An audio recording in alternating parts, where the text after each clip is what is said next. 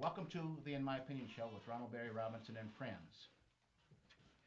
To our viewing and listening audiences, this show will be a provocative and thought-provoking. We will discuss and our conversations may consist of topics that are unpopular. The subject matter discussed may be such that other people don't want or will not talk about or are scared to discuss. This includes the media, whether it is electronic or print. We will try to provide accurate and up-to-date accounts of our world and the people that shape those policies and or events. We will not, and I repeat, straddle any fences or deceive you in bringing truth to light in our opinions on various subject matter. As always, this show encourages you to respond to any material discussed that you may or may not agree with. As always, your opinions do matter. Our email address is, in my opinion, rbr@aol.com. We have a very spectacular panel with us. Let me introduce Mr. Henry Hatter. Good evening, Ron. Mrs. Tracy Blackwell, Happy New Year, Ron. and Mrs. Osha Weaver. Hello, Ron. Welcome all to the In My Opinion show. Let's talk about this. I'm confused. Christine Beatty, top aide to former Detroit Mayor Kwame Kilpatrick, was sentenced to 120 days, as was Kilpatrick, in what has been dubbed as the whistleblower caper. The two career Detroit police officers that attempted to expose Beatty and Kilpatrick's love affair and parties at the Manoogian Mansion lost their jobs, and their credibility was destroyed, but was awarded over $8 million as a result of wrongful discharge for exposing both Kilpatrick and Beatty. These two officers were stripped of their dignity and respect from friends and community. These two officers were also investigating a party at the Detroit mayoral mansion where strippers were allegedly to have performed. In addition to one of the mansion's strippers, allegedly a girlfriend of Kilpatrick was murdered in Atlanta, Georgia. Was that murder a part of a cover-up? The state attorney general's office and the Michigan State Police supposedly investigated these allegations and found that there was no party at the mansion and that the attack by Mayor Kilpatrick's wife did not occur. I think this is cover-up. What do you think, Henry?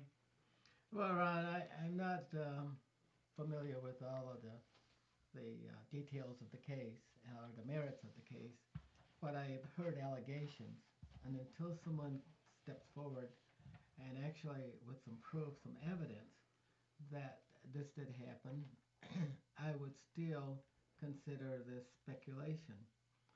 I'm surprised that the Attorney General, who is a Republican, did not bring forth credible evidence. So you have to look at that. And if this Republican didn't find something wrong with it, he was either in bed with the mayor, or there was nothing there. And I think that you have to have some belief in the integrity of the justice system. So I could not speak more to the credibility of the case. I do know Mike Cox, and I do think that Mike Cox is a credible individual. But the allegations just sound really lurid and truthful. Well, But I have yet no evidence. Well, I have to disagree with you in terms of Attorney General Cox and his credibility, because here a couple years ago, I mean, he divulged the fact that he was playing a little hanky panky with a female other than his wife. Yeah, he came out and divulged that. That was Mm-hmm. the thing to do. You couldn't live with a lie, and nobody wanted Mike Cox to set an attorney general with that kind of allegation against him. Well, it wasn't an allegation, that kind of a posture against him. He actually broke the law, he deceived the public, and he repented. But he lied, so he's no different than Kilpatrick or Beatty. Well, I'm not so sure that there's a strong difference. But if somebody was killed by a mayor who sits in a public office with the intent to protect the people's interests, and he kills someone, there's something grossly wrong with that. Well, we don't know if that occurred or not. Him being responsible for that stripper's death in Atlanta, which that remains to be seen, because I think there's going to be a federal investigation. At least there should be a federal investigation of the Michigan Attorney General's office, as well as the Michigan State Police. Based on what? based upon these allegations. They give these two discredited police officers $8 million. I mean, more or less that was kind of like hush money. I mean, I'd be inclined to think that in order to get that kind of money, they probably signed some statements saying that, okay, this is the end. I agree that the condition with the two police officers is tragic. They That's tragic. destroyed these Yeah. people, these Okay, men. but But they got $8 million. Well, yeah. yeah. They were compensated. But I have a concern about Mr. Hatter's opinion that Mike Cox's adultery was a breaking incident. I don't think adultery is against the law. Well, it's against the intent of the law, if you will. Okay. Okay, you're right, but it's not. But we should not I like the diminish that. standard you have for it, but Yeah, but is it we should not diminish no. the use of that kind of behavior while you're in a public office because people Or can period. bribe you. They Yeah. can bribe you, and then this is where the law breaks down. If you're bribed for that somebody knows something on you and they force you to do things that you would not otherwise do, that's criminal. Hmm. Hmm. Tracy, anything more to add? You know what? That story is so salacious. Any opinion I would have would be rumor and speculation. It really would. Well, And it's an opinion, so share it with our multitude of viewers. well, I understand from the Detroit community some things that we in this area may not have known is that Christine Beatty and the mayor had a very long term relationship. Um, and so it was almost natural with the way they ended up. The other thing I understand is that his wife really is not one to be played with, and as it relates to her partnership with her husband. So, I wouldn't want to comment on anything, and you won't find me at any parties. Especially at the Manugian Manugia Mansion. Mansion. Well, they say variety is the spice of life. Right. Well, I think she just went and started serving her sentence. I think he's halfway Today, yeah, through his. 120 days, Mhm. three hots in a cot. Right. Mhm. So. But you cannot overlook the fact that that administration was filled with corruption from beginning to end. The Kilpatricks. Interesting. Yeah. Well, his dad is also under investigation by the feds as well. Osha, do you have any thoughts? Well, I have to say this is one story that I have not followed, and this is something that I don't feel that I should comment on because I don't know the facts of this story, so therefore I cannot give an opinion on this. But innocent, until proven, and getting all the facts is very important in this kind of situation before going on to address someone as a guilty. Absolutely. But Absolutely. I would still like to add that we should not um, dismiss this kind of situation. This is serious. Mhm. And as Black Americans tend to gain much more prominence in public office, we need to create the platform for the new people, and they should have a demeanor that's fitting for the public, that the public would want uh, to accept from them. It, So, yeah, it reminds me of this thing that you should have a certain type of narcissistic almost personality to be willing to go into politics. Because I think about Blagojevich and Kwame Kilpatrick and senator from Alaska. And these people do some horrendous things, some horrible things are said about them in the court of public opinion. And they don't step down. No, I'm going to keep my Hmm. office. No, I'm going to keep my seat. I would be so ashamed and embarrassed. I would go directly home.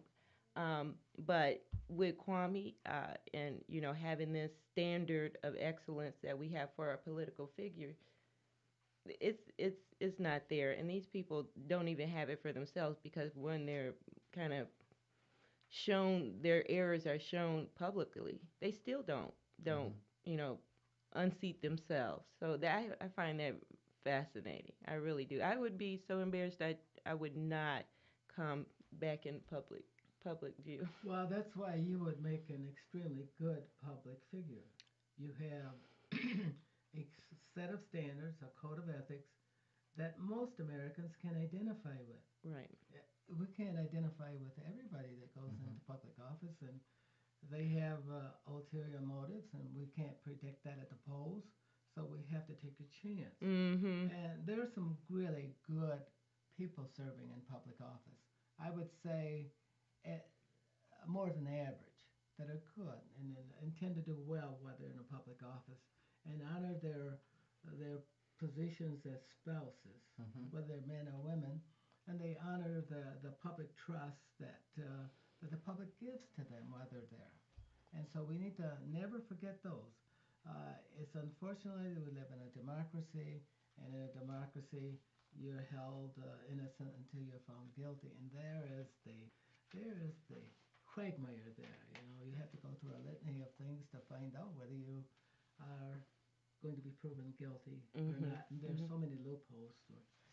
And one thing that I do want to say is that a lot of people, especially a lot of American people don't really care about a politician's personal life. They feel it is just that, their personal life, and that really we should not, get involved. So whenever something is done, by a politician, they might feel like, well, if they're doing their job, what business is it of ours if Mm. it's not affecting, what they do, what they're there to do as a politician. A Mhm. lot Mm-hmm. of people do feel that way. Can Well, and people also say that if you would do those kinds of things privately, you're probably using the same standard publicly. So if Definitely. you cheat, lie, and steal privately, you'd probably use those same characteristics with public funds, with public resources and things like that. But yeah, and I have to be. I tend to agree with you, Osha. I really don't want to know your private business. I really don't. But once it's come to the light, and generally it comes to, people don't expose people for being grand and great and nice and Mm-hmm. sweet. They Exactly. expose them for being cheats and things like that. And generally, that's when you start to say, okay, now I have some concerns, or I'll look a little closer at some of the public dealings that these people have been involved in. I think that any person who goes into public service of any kind should be scrutinized. Mm-hmm. You know, it is your responsibility to see that people what their records are like, how they live their lives, because they're setting standards for your kids and standards for other kids. They're setting standards for the new generation, and we need to have people that we can believe in, that we can depend on, that we Mm-hmm. can trust. Mm-hmm. They're spending your money. They're putting laws down in the register to govern you, and you're saying to them, well, it's okay as long as you govern me, but we won't hold you to be governed Well, yourself. You Mm-hmm. can govern remember yourself. remember Bill Clinton who didn't inhale?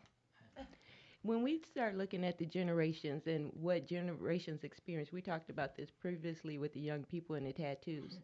By the time people get to be 40 and 50, people who are now 20 or 30, what kinds of things are we going to be forgiving them for that they did in their past that we're not going to hold them accountable for as at that age while they finally matured and decided that they want to do Mm-hmm. service to their community? Are we going to hold them harmless for smoking weed or having a tattoo on their neck and those kinds of things? The public will set the standard. Now, and we can't hold the public guilty of anything that it chooses to do. If the public, through a variety of votes, decide that it wants to elect Barack Obama, the first African American of the United States, it can do that, Mm-hmm. and it can do it with authority and confidence, and and and with permanence. And it's not up to us to go back and undo that. That's the public. If the public does not want you to have tattoos on your neck and votes and votes you out of office because you have these tattoos, it is not a racial situation. It's a standard that the public is is not willing to forgive, Hmm. Hmm. and the public is always bigger than we are as individuals. Did Absolutely. Dennis Archer wear a diamond earring? I don't think so. Oh, okay. Because you know Kwame did. Oh yeah. Who did? Kwame did. Kwame Yes, he did. Kilpatrick had it. Who in the hell left the gate open? I wouldn't have given them shit. Bailout to exceed several trillion dollars when the bean counters finish dividing the spoils. What's a few more trillion dollars of taxpayer money? If only Jesse James and Bonnie and Clyde were alive to see this and had used pencils and pens instead of guns. The end is near for America as a superpower. America will go down the tubes as the Roman Empire did, the Ottoman Empire did, as the United Kingdom and Russia has.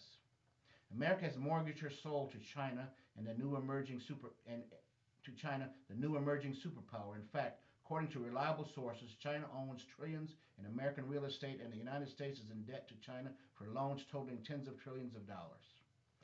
Only a fool fails to profit from their mistakes. I guess the American public has been the biggest fool of all time. My suggestion would be to stop investing in these financial institutions. Our elders had the right idea. Keep your wealth buried in the backyard or under the mattress.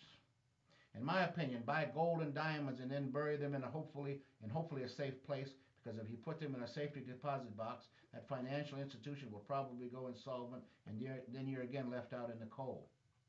According to the Washington Post, 163 billion dollars of the first 700 billion dollars has already gone to pay dividends to investors on Wall Street, and another 70 billion dollars of the bailout tax dollars has gone to pay bonuses to those Wall Street white collar pimps, hustlers, and thieves.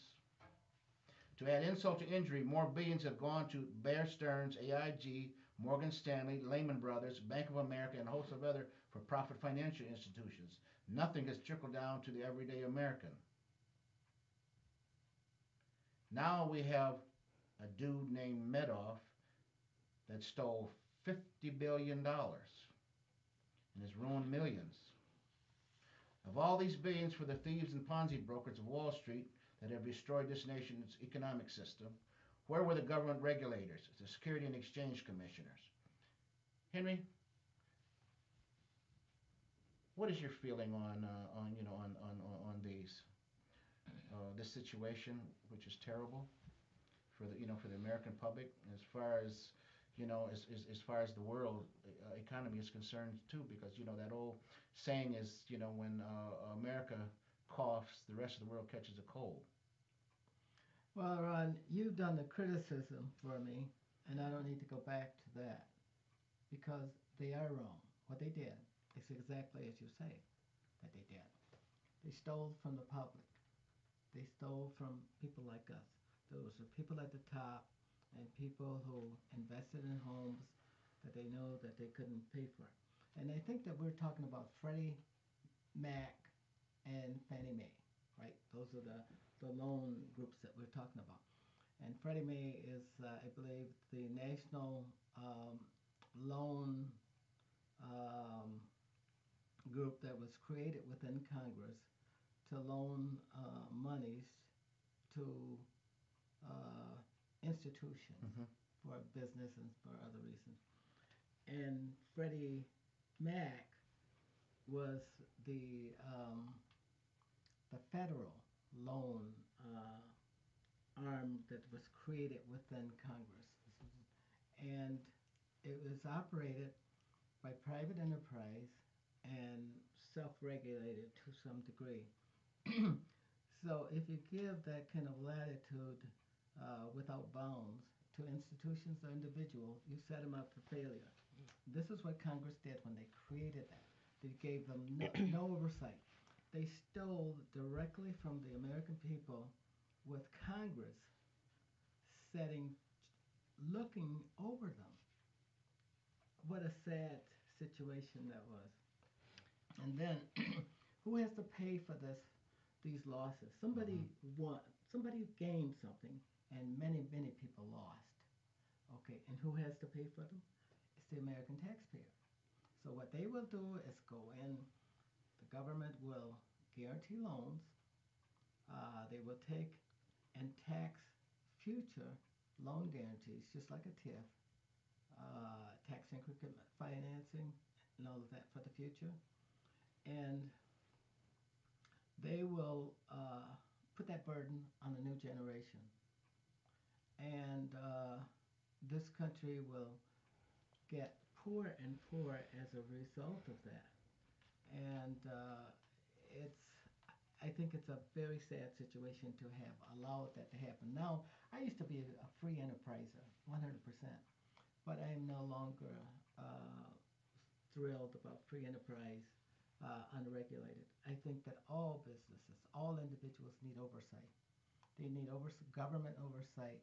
That laissez-faire situation with businesses, for me, is Mm-hmm. gone. Hmm. My opinion is that, we elect generally lawyers, to be Mm-hmm. policymakers. These are not bankers and accountants and business people who have run businesses. Of course, there's some who may have had the experience before they went into uh, lawmaking or politics. But these lawyers, they don't know. They feel like they don't have the best opinion or expertise to be able to do that. That's why they don't like regulations, because they feel like they're not the best one to make the decisions. But in my opinion, I can't understand why we gave $700 billion anyway, and then we didn't even have to spend all of it initially. Remember Mm-hmm. I remember that was November, September. No, it was November. Um, the vote saying if this doesn't happen today, we're going to be wiped out as a country. And so they didn't get it that day, but they got it the next day. And the thought is once they received the money, they didn't expend all the money. They only expended 350 billion of it, and a large portion of it, I think 50% of that, I think 176,000 they actually spent. And then the remaining amount they were forcing banks to take these dollars. So I don't understand the rationale for the reason why we were asked for 700 billion, and then still why there's 350 to be spent by Barack Obama's administration to decide how that's going to be divvied up. And also, too, on that note, is that when they were given these billions of dollars, they didn't put any oversight. It doesn't seem like there was any oversight involved in this. How in the hell can you give somebody $700 billion and no oversight? Well, they were like your first commentary said, they were afraid that these banks were going to fail. They were afraid that these banks were going to fail. There was going to be a run on banks, and money was just going to tighten up. And so when you put that fear in front of people who don't really understand economics, like most people don't understand economics, yeah, they want to prevent the But sky that's from why we falling. elect those idiots in Congress. All right, and I say idiots because that's exactly what they are, doing some stupid stuff like this. All right, They seven. didn't. The politicians didn't decide to do this. The But administration did, and but they pushed the politicians' hand to make the money available. but the politicians didn't have to go They along didn't with it. follow, but More scare tactics. right. Well, did you see the Dow that day? I think it fell like 400 or 500 Mm-hmm. Yeah, points, and yeah. and that scared everybody. And then the Asian markets fell that evening, or that evening. So people were like, okay, we believe you. The sky is falling, and we'll do it. But no, there was no due diligence on this at all. But I believed that it was devastating if we hadn't submitted the money to the banks, to bail out the banks. It would have affected everything. It Y- would have But affected things from pensions and stuff like that. And many of us have our pension fund tied up mhm. into Right. funds Mhm. associated with housing. Mhm. So we couldn't let that fall. Our nation would collapse. It would be devastating if that had happened. But We can't imagine. We couldn't have backed out of that no. because confidence in the system is based upon the trust between banks and financial institutions Mhm. and between those who work together to make the economy go.